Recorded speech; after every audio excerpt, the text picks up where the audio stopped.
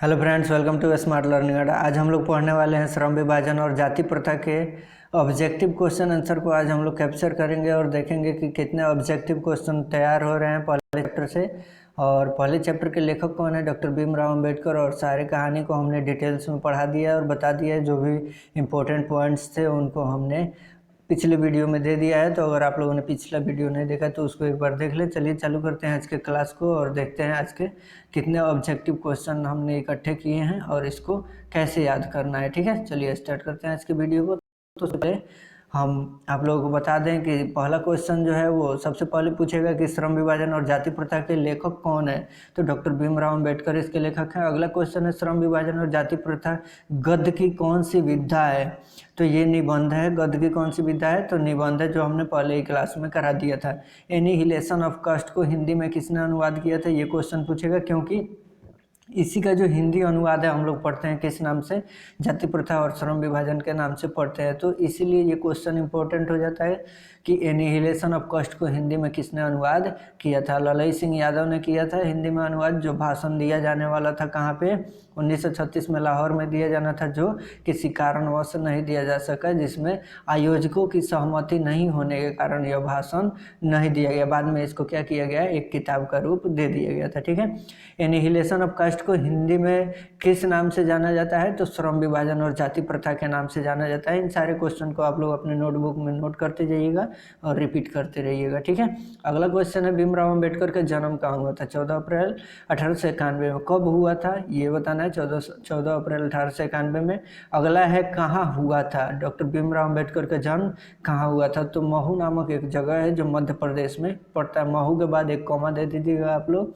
अगला क्वेश्चन है भीमराव अंबेडकर का जन्म किस परिवार में हुआ था? तो इनका परिवार जो था वो दलित परिवार था, यानी बहुत ही पिछड़े परिवार में इनका जन्म हुआ था।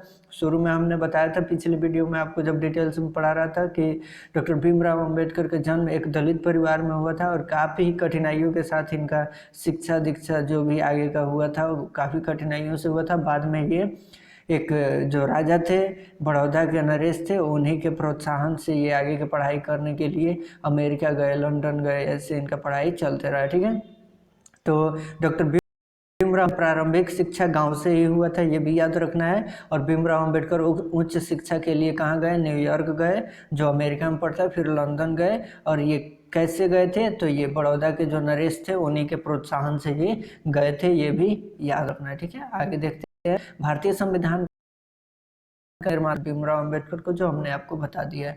द अनटचेबल किसकी रचना है? डॉक्टर भीमराव। एक किताब दे देगा और उसको बोलेगा कि बताइए निम्नलिखित में से कौन से राइटर हैं जो इस किताब के लेखक हैं। तो डॉक्टर भीमराव अंबेडकर। अब ये हर राइटर का अलग अलग किताब होता है तो उसको याद करना पड़ेगा। ठीक इसी तरीके से देगा। एनिहिलेशन ऑफ कास्ट को हिंदी में अनुवाद किसने किया था? तो ललई सिंह यादव ने किया था। और ये क्या था? भाषण था जो 1936 में लाहौर में दिया जाना था। अगला क्वेश्चन है किसने जाति प्रथा का विरोध किया? ये आप लोगों के दिमाग में हमेशा रहना चाहिए। ठीक है, तो किसने किया था ये देख लीजिए आप लोग एक बार। डॉक्टर भीमराव अंबेडकर। अगर नहीं पता है तो फिर आगे बढ़ते हैं। ठीक है, अगला क्वेश्चन है भीमराव अंबेडकर के अनुसार भाईचारे का वास्तविक रूप क्या होना चाहिए? दूध और पानी के मिश्रण की तरह होना चाहिए जो भाईचारे का वास्तविक रूप है। ठीक है, तो इसमें हमने आज भी आप लोगों को जो ऑफलाइन क्लास था उसमें बताया था, ऑनलाइन में भी आप लोग एक बार फिर से रिपीट कर लीजिए कि भीमराव अंबेडकर के अनुसार भाईचारे का वास्तविक रूप क्या है?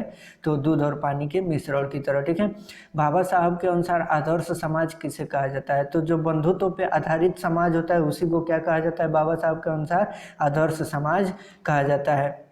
अगला क्वेश्चन, श्रम विभाजन में कैसे समाज की आवश्यकता है? तो श्रम विभाजन में सभ्य समाज की आवश्यकता है, तब जाके हम किसी कार्य को अपनी स्वेच्छा के अनुसार कर सकते हैं, न कि जाति प्रथा के अनुसार बंटवारा करके जाति जाति के हिसाब से। ऐसे गलत हो जाएगा। तो हमको श्रम विभाजन में कैसे समाज की आवश्यकता है? तो सभ्य समाज की आवश्यकता है। ठीक है, अगला क्वेश्चन है जाति प्रथा स्वाभाविक विभाजन नहीं है, क्यों? जाति प्रथा स्वाभाविक विभाजन नहीं है क्योंकि ये मनुष्य की रुचि पे आधारित नहीं होता है। तो इसका आंसर क्या देंगे? रुचि पे आधारित नहीं होने के कारण जाति प्रथा विभाजन नहीं है। ठीक है, तो ये भी हमारा कंप्लीट हो जाता है क्वेश्चन। आई होप आप लोगों को वीडियो पसंद आ रहा होगा। वीडियो पसंद आ रहा है तो लाइक करते रहिएगा आप लोग, ताकि हमको भी पता चले कि हाँ आप लोगों को वीडियो पसंद आ रहा है। अगर आपने इसका डिटेल वाला वीडियो नहीं देखा कहानी आप लोगों को पहले पता चल जाए, ठीक है। आदर्श समाज स्वतंत्रता, समानता, भ्रातृत्व पे आधारित होगा, ये किसने कहा? तो डॉक्टर भीमराव अंबेडकर ने कहा था कि आदर्श समाज वही होगा जो स्वतंत्रता, समानता, भ्रातृत्व पर आधारित होगा। भाईचारे का दूसरा नाम क्या है? तो भाईचारे का जो दूसरा नाम होता है उसको लोकतंत्र कहा जाता है, ठीक है। भारत में जाति प्रथा का मुख्य कारण क्या है? तो ये एक बेरोजगारी ही है जो जाति प्रथा का मुख्य कारण बना हुआ है। अगला क्वेश्चन पूछ लेगा, बुद्धा एंड हिज धम्मा के लेखक कौन है? तो डॉक्टर भीमराव अंबेडकर। ऐसे किताब का क्वेश्चन पूछते रहेगा। अगला क्वेश्चन है, जाति प्रथा को श्रम विभाजन मान लिया जाए तो यह स्वाभाविक विभाजन नहीं होगा क्योंकि यह मनुष्य के रुचि पे आधारित नहीं है। ये जो लाइन है यह किस पार्ट से लिया गया है? एक लाइन दे देगा और उसको पूछेगा यह जो लाइन है किस पार्ट से लिया गया है, तो आपको सीधे दिखाई दे रहा है कि जाति प्रथा के बारे में बात कर रहा है, तो कहाँ से आया है?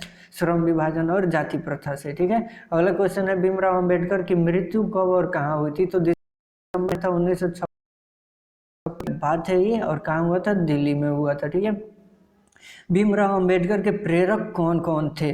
तो बुद्ध थे, कबीर थे और ज्योतिबा फुले, तीन इनके मुख्य प्रेरक थे जिसके बारे में हमने कहानी में भी जिक्र किया था, ठीक है। आगे हम देख लेते हैं। तो आगे हमारा 2 क्वेश्चन और बच जाता है। एनिहिलेशन ऑफ कास्ट नामक जो भाषण है जो भीमराव अंबेडकर के द्वारा दिया जाना था, कहाँ पे दिया जाना था? लाहौर में दिया जाना था और 1936 में दिया जाना था। लास्ट क्वेश्चन है, एनिहिलेशन ऑफ कास्ट नामक जो भाषण है क्यों नहीं दिया जा सका? क्योंकि आयोजकों की सहमति नहीं मिलने के कारण इस भाषण को नहीं दिया जा सका और बाद में इसको संपूर्ण पुस्तिका का रूप दे दिया गया।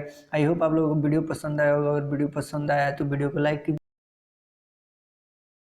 बेल आइकन जरूर दबा दीजिए ताकि अगले वीडियो का नोटिफिकेशन आप लोगों को मिल सके। मिलते हैं अगले वीडियो में इसके सब्जेक्टिव यानी लघु और दीर्घ उत्तरीय प्रश्न उत्तर के साथ। तब तक के लिए धन्यवाद। जय हिंद, जय भारत।